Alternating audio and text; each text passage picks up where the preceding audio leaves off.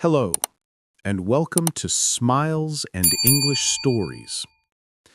Today, you'll learn English through a story, a mysterious and exciting one. We'll practice shadowing, a powerful technique to improve your English speaking. Remember, listen carefully, repeat after me, and copy my tone and rhythm. Are you ready? Let's begin. My name is Emma. I live in a quiet town and take the train every morning to work. That day, something strange happened. It was a cold Tuesday morning in November. The sky was gray, and the wind felt sharp against my face. I got my coffee, put on my headphones, and walked to the train station. The train was already there, full of people. I found an empty seat next to a man in a dark green coat. He was reading a newspaper, but I noticed he wasn't really reading. He kept glancing at me. At first, I thought it was nothing. Maybe I was imagining it. But then I saw it.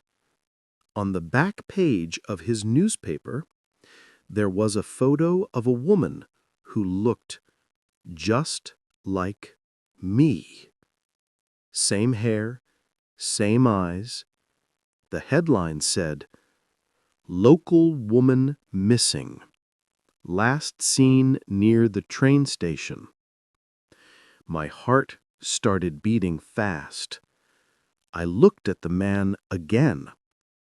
He folded the newspaper and smiled. "Morning," he said softly. I nodded, pretending to be calm, but inside I felt something was very, very wrong. When the train started moving, I got a message on my phone. It was from an unknown number. It said, "Don't talk. He's dangerous." I froze. My hands began to shake. Who sent that message? Was it a joke? I looked around. Everyone was busy on their phones, reading or sleeping. I typed back quickly. "Who are you?" No answer. The man beside me was still staring out the window. Then suddenly he whispered, "You shouldn't text while the train is moving." My stomach dropped. How did he know I was texting? The train stopped at the next station. I thought about getting off, but he stood up too, following me. I walked faster, pretending to look for something in my bag. He followed. I could hear his footsteps behind me. I turned a corner and ran into a small coffee shop. The barista looked surprised. "Are you okay?" she asked. I whispered, "A man is following me." She nodded and said, "Come behind the counter." She handed me an apron and said, "Pretend you work here." My heart was racing. Through the window, I saw the man in the green coat. He looked inside and smiled again. He took out his phone, snapped a picture, and walked away. I waited until I couldn't see him anymore. Then I thanked the barista. She said, "You should call the police." I nodded and took out my phone. But before I could dial, I got another message. It said, "Don't call anyone. Go to locker 27 at Central Station now." I didn't know what to do. Was someone helping me? Or setting a trap? I decided to go.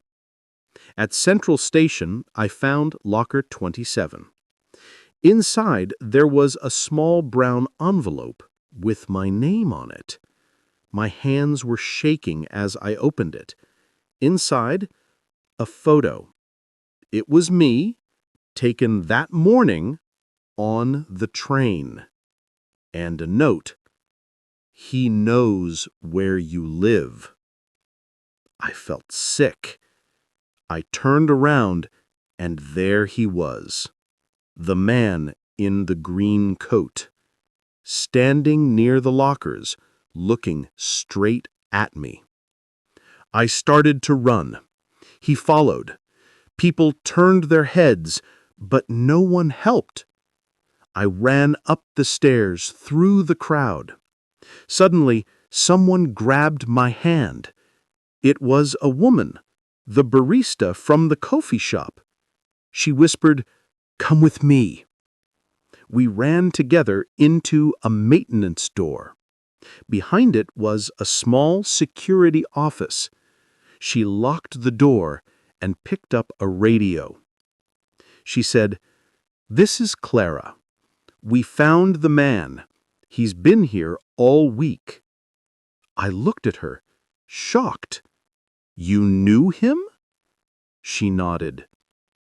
"He's wanted. He follows women on this train. We've been watching him for days." Police came a few minutes later. They arrested the man quietly. He didn't resist. He just looked at me and smiled. The officer said, "You're lucky.